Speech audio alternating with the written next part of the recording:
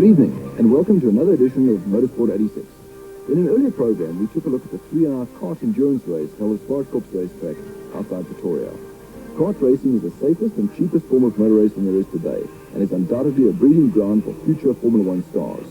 Drivers like Keke Rosberg, Ayrton Senna, the Lotus team, Ricardo Patrese and Nelson Piquet all had their first taste of motorsport in karts, and karting is popular throughout the world. The sport is alive and well in South Africa, and the standard of competition is up to the best international standards. But the question is, what does it cost, and how does one go about getting started in karting?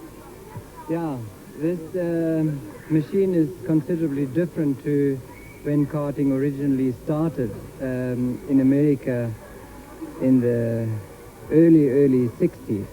It used to be a lawnmower engine with some solid tires, which some American built for his little son and used it on a lawn.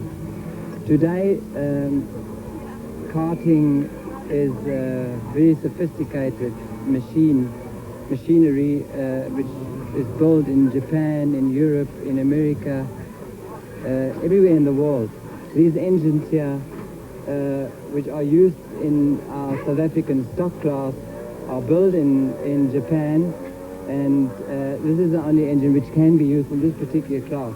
At the same time, this is a so-called stock setup, which is our beginners class. The guys can start when they're 8 years old. When they're 12, they have to move into the next class and so on. A brand new setup like this, if one is lucky and can buy old stock which came in before the dollar-rand exchange went for a dive, is still in the region of about 2,500 rand.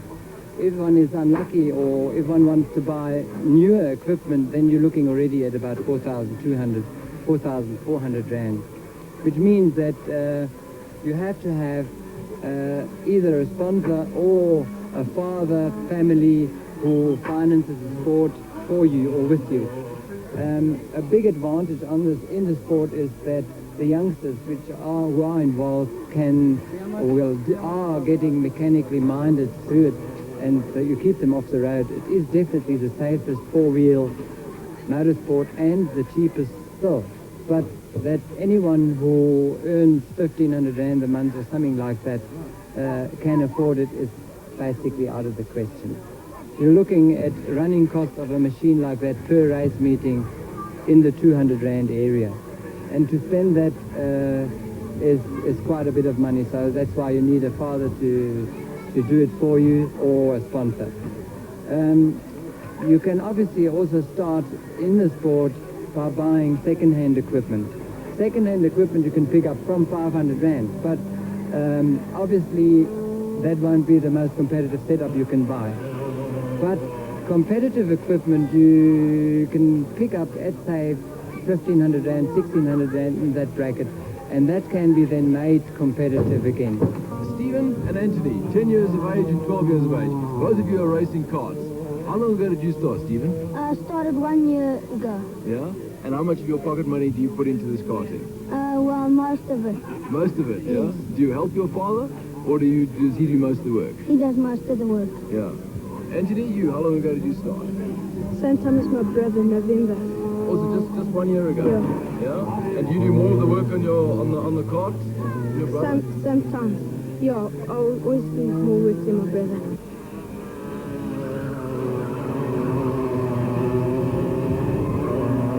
Morning, Garth. How old are you? 11. 11. Rick? 12. 12. And you two today are driving in the 3-hour race here?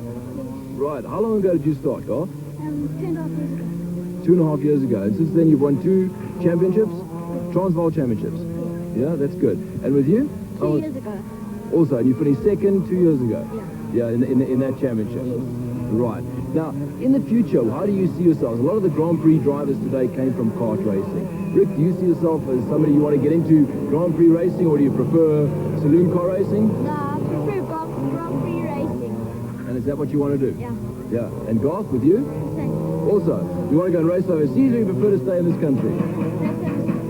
And in karting, do you think there's a possibility of going overseas to race karts, or is it better to stay here for much longer? I think it's better to stay here longer than maybe in the future go overseas to race. So how old would you think it's right before you went and had your first international experience? Probably when I was about 15 or 16. 15, 16. Right. Now what type of a kart do you drive? Where is it made? In Switzerland. In Switzerland. And it's called a? Swiss Atlas. Swiss Atlas. And then everybody in that category of racing drives the same type of kart? Yes. Yeah. Well, okay, it's been nice speaking to you and all the best for the future. Thank you. Okay. Justin, at 18, you were voted the most promising young driver in 85. You won 2 championships last year. How did you get started in karting? One of my brother's friends had a kart which he used to go around the parking lot in, and he gave me a drive, and I really enjoyed it, and I was hooked. And then about 6 months later, my dad bought a kart for us, and then we went from there. How many years ago was that? That was 3 years ago now. So you've been racing, that's 3 years, right? Yeah, okay. Now, when one looks down international motor racing lists, you find a lot of the drivers come from karting. What have you personally got planned for the future? A couple of us young drivers want to go overseas and race 100 International there in some German and French championships. But we're looking for sponsorship at the moment, and it obviously depends whether we get it, whether we go, Otherwise, if anything turns up, then I'd obviously love to take it, but it's money, obviously. As in always with motor racing. Surely England's the home of karting, and you prefer to go to England than to Europe, or am I wrong? England isn't really, the top karting area. They do a lot of karting there, but Europe is definitely where most of the manufacturers of all the karts and engines come from. Therefore, it's bigger in Europe than in Britain. It is easy to start karting.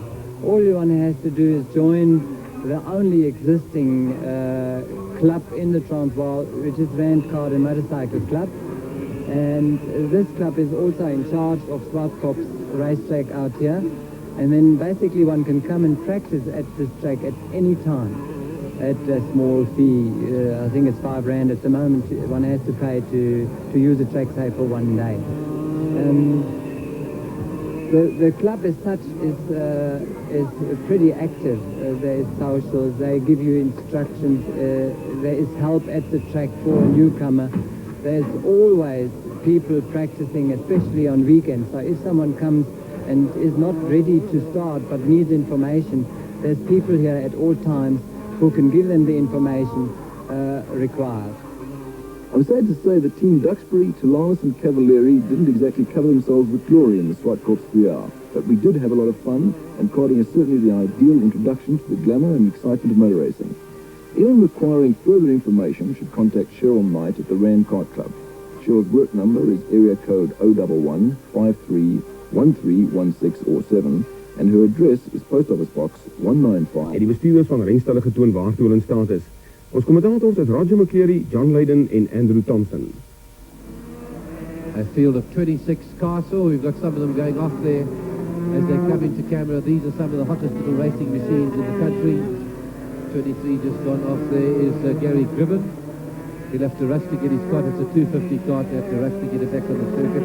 And Livia Sadao, they'll be getting their carts on. You see them run and push their carts back into action. The ones in front here with the lower numbers are the 250cc carts. Very, very fast indeed. They'll be doing 210 kilometers an hour on their way down to Crowthorne. Right, there's the order and the results of the first race. It's Chad Wenzel won it. That's the son of Buddy Wenzel. Buddy Wenzel, who's raced at Kyle Army many years. He was just ahead there of Neil Bernick. Derek Irvin was third. Then it was Hector North, Clark Araya, and Jackson in sixth position. And we expect another close race. The pace car, that BMW is going off the circuit. A flag will be waved and they'll be on their way now. And the numbers to watch there is 3 North, Wenzel, 9, and look at that, 9 abreast across the circuit as they go down the way to Crowthorne. And look at this, for a pack of carts, very, very fast indeed. They lap the circuit at 1 minute 30. That's an average speed of 166 kilometers an hour as they go into this first corner. It looks like it's Wenzel's gone into the front there. These are the 250s in front. The ones without all the fairings around them are the 125s. Not quite as quick. They'll be doing speeds of about 180 kilometers an hour. That's what a 125, up to 190 kilometers an hour. But these are the fast ones, 210 kilometers an hour. A full-blown racing car. These are the machines that started the treadless tyres in Grand Prix racing, the slick tyres. They started on carts. And they were going through the inside. It looks like it's Carola's could have gone through to the inside, but we'll pick up the numbers, and they're going very quickly and using all the road. There is no suspension. They're using 250cc twin-cylinder two-stroke engines, and look at the way, I don't think anything ever gets through Clubhouse Corner as quickly as that. 31 is the South African